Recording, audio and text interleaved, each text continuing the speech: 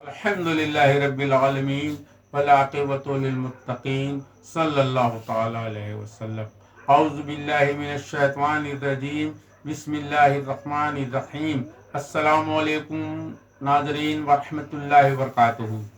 ناظرین، اللہ تعالیٰ نے قرآن مقدس میں ارشاد فرمایا، منیبین الیہ واتقوہ وقیموا الصلاۃ ولا تکونوا من المشرکین من الذین فرقوا دینہم وکانوا شیعا کل حزب بما لدیہم فرحون۔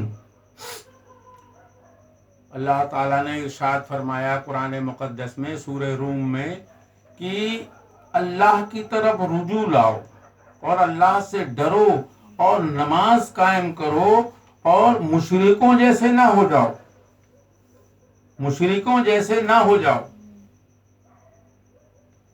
اور ان جیسے مت ہو جاؤ جنہوں نے من الذین فرقوا دینہم، کہ جنہوں نے اپنے دین کے ٹکڑے ٹکڑے کر دیے اور گروہ گروہ ہو گئے۔ کل حزب بما لدیہم فرحون، اور ہر ایک اس بات پر خوش ہے کہ جو میرے پاس ہے وہی صحیح ہے۔ اب کوئی کہتا ہے کہ میں چشتیہ ہوں، کوئی کہتا ہے کہ میں رضویہ ہوں، کوئی کہتا ہے میں کچھ ہوں، لیکن اب نماز چھوڑ کے اگر اپنے آپ کو کہہ رہے ہیں کہ میں یہ ہوں میں وہ ہوں تو اللہ کے یہاں نہیں مانا جائے گا۔ نماز آپ کو کوئی جاگیر نہیں ہے کہ باپ نے کمایا اور بیٹا کھا رہا ہے۔ نماز فرض ہے اور قرض ہے، کسی پر معاف نہیں۔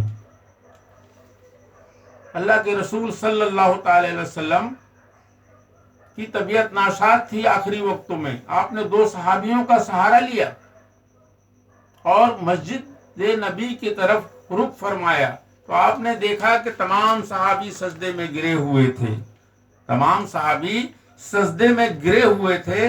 تو آپ نے آسمان کی طرف نظر اٹھائی اور اللہ رب العزت سے دعا فرمائی کہ میرے مولا، میرے پاک پروردگار، تیرے بندوں کو میں سجدے میں چھوڑ کے جا رہا ہوں۔ اور آج ہم ان کے نائب، کوئی چوک چوراہوں پر ہے، کوئی موبائل میں مصروف ہے، کوئی دنیا کمانے میں مصروف ہے، کوئی گناہ کرنے میں مصروف ہے، کوئی ماں باپ کی نافرمانی کرنے میں مصروف ہے۔ اور اللہ کے رسول ہمیں کہاں چھوڑ کے گئے تھے؟ سجدے میں چھوڑ کے گئے تھے۔ تو اپنی نمازیں کوئی جاگیر نہیں ہے کہ باپ نے کمایا اور بیٹا کھائے گا، اس چیز کا خیال کریں آپ۔ اللہ کے نبی صلی اللہ تعالی علیہ وسلم کا آخری وقت تھا، آپ نے حضرت علی رضی اللہ تعالیٰ سے 2 نصیحتیں کی اور فرمایا کہ نماز خود پڑھنا اور دوسروں کو تلقین کرنا نماز کی، اور اپنے نوکر اور باندیوں سے اچھا سلوک کرنا۔ اللہ اکبر۔ حضرات، جس کا نماز کا معاملہ قبر اور قیامت میں درست ہوگا، اس کے باقی معاملے بھی انشاءاللہ درست ہو جائیں گے۔ اگر نماز درست نہیں ہے تو ہم پکڑے جائیں گے۔ روز قیامت تانبے کی زمین ہوگی، سر پر سورج ہوگا، سرہانڈی کی طرح کھولتا ہوگا، بندے مومن ہل نہیں سکے گا اپنی جگہ سے۔ اس سے سوال پوچھا جائے گا، تمہاری عمر کیسے گزری؟ تمہاری عمر کیسے گزری؟ تم نے مال کہاں سے کمایا اور کہاں خرچ کیا؟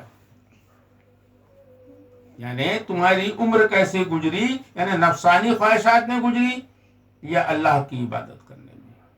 مال کہاں سے کمایا، حلال طریقے سے یا حرام طریقے سے؟ حلال طریقے سے کمایا ہوگا تو اس پر اللہ حساب لے گا، اور حرام طریقہ سے کمایا ہوگا تو اللہ اس پر عذاب دے گا۔ اب کہاں خرچ کیا؟ اللہ پوچھے گا کہ میں نے تمہیں مال دیا تھا، تم نے اسے کس طرح خرچ کیا؟ اللہ کے حکموں کے حساب سے کہ رشتہ داروں کو، مسکینوں کو راہ خدا میں خرچ کیا، یا دنیا کے فضول خرچوں میں آپ نے اڑایا؟ اس پر بھی اللہ پکڑ بنائے گا۔ جی، اور چوتھی بات کہ جس جسم کی قدرت دی تھی تمہیں، اس پر کیا تمہارا عمل تھا؟ قرآن کی آیت ہے نا، ان السمع والبصر والفؤاد کل اولئک کان عنہ مسئولا، کہ بے شک آنکھ، کان اور دلوں کی پوچھ ہوگی کہ تم نے ہاتھوں سے نیکی کی یا بدی کی، تمہارے دلوں میں لوگوں کے لیے اچھے خیال رکھے یا برے خیال رکھے، تمہاری نظروں نے برائی کو دیکھا کہ آنکھوں کی حفاظت کی تم نے۔ تو حضرات اگر ہم نماز نہیں پڑھ رہے ہیں اور اپنے ہاتھوں سے لوگوں کو تکلیف پہنچا رہے ہیں تو ہم کیسے مسلمان ہیں؟ اللہ نے قرآن میں فرمایا اقما نانو بمیتین، کیا تمہیں مرنا نہیں ہے؟ اللہ نے ہمیں اکیلے بھیجا ہے میرے بھائی، اور ہم سے اکیلے حساب ہوگا قبر میں۔ اللہ کہے گا میں نے تجھے اکیلا بھیجا تھا، تو اکیلا آیا، کہاں ہے وہ مال، کہاں ہے وہ دولت چھوڑ آیا، کہاں ہے وہ پارٹنر تیرے جو تیرے کو اپنا بتاتے تھے، کٹ گئی ان کی ڈاریں، آیا تو اکیلے۔ تو میرے بھائی اللہ کو حساب ہمیں دینا پڑے گا، تو نمازیں نہ چھوڑو اس سے پہلے کہ ہمیں موت آئے اور کوئی کہنے لگے۔ اللہ تعالیٰ نے فرمایا قرآن میں کہ بندو تم کہو گے جب تم کو موت آ جائے گی کہ پروردگار مجھے تو 1 سیکنڈ کی مہلت دیتا، تھوڑی سی مہلت دیتا تو میں صدقہ کر لیتا، نمازی بن جاتا، نیک بن جاتا۔ اللہ نے قرآن میں ارشاد فرمایا وَلَن يُؤَخِّرَ اللَّهُ نَفْسًا إِذَا جَاءَ أَجَلُهَا وَاللَّهُ خَبِيرٌ بِمَا تَعْمَلُونَ، پھر میں کسی جان کو مہلت نہیں دوں گا، اور اللہ تمہارے کاموں سے خبردار ہے اگر تم کو موت آ گئی تو۔ اللہ آپ تمام ناظرین سے گزارش ہے کہ آپ اپنی نمازیں درست کریں، اپنے بچوں کو نماز کی تلقین کریں، اپنے پڑوسی بھائی کو نماز کی تلقین کریں۔ جتنی اچھی باتیں ہوئیں اللہ اور اس کے رسول کی جانب سے، اس میں جو کمیاں کوتاہیاں ہوئیں میری جانب سے، میں اللہ رب العزت کی بارگاہ میں توبہ کرتا ہوں۔